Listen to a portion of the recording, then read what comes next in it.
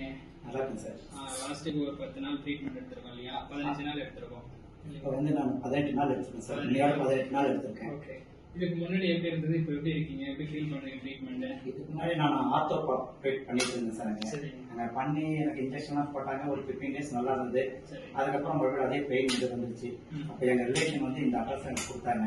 இந்த மாதிரி நல்லா இருக்கு, நான் போய் அட்டன் பண்ணிட்டு வந்தேன். எனக்கு நல்லா இருக்கு, நீங்களும் போய் பார்க்க வந்தேன் சார். நீங்கள் வந்து என்னுடைய டீட்டெயில்ஸ்லாம் உங்ககிட்ட என்னுடைய இதை சொன்னேன். அப்போ நீங்கள் அது வந்து ட்ரீட்மெண்ட் கொடுத்துட்டு இருந்தீங்க. அப்போ நான் வரும்போது என்னால் கை மேலே தூக்க முடியாது, சைடில் கொண்டு போக முடியாது, பாத்ரூம் போயிட்டு வந்தால் டாய்லெட் போனால் கையை கால் கழுவ முடியாது.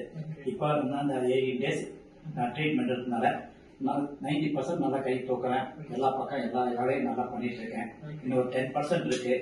உங்ககிட்ட நான் சொன்னேன், இன்னும் நீங்கள் 2 தாட்டி வந்து ஒரு 10 டேஸ் விட்டு வந்து ட்ரீட்மெண்ட் எடுத்துங்க, எல்லாம் சரியா போயிடும் சொன்னீங்க.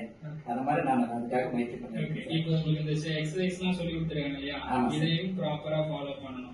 ஓகே. அந்த எக்ஸசைஸ் மட்டும் விட்டுறக்கூடாது. 3 டைம் எக்ஸசைஸ் ஃபாலோ பண்ணிக்கணும். 10 டேஸ் ஒன்ஸ் வந்து பார்த்துட்டு அதுக்கேற்ற மாதிரி ட்ரீட்மெண்ட் ஃபாலோ பண்ணுங்க. கண்டிப்பா பண்றேன் சார். இதுக்கப்புறம் பயப்படவே வேணாம். சந்தோஷத்தை கை நார்மலாக கரெக்ட் பண்ணி விட்டா எனக்கு அதே போதும்.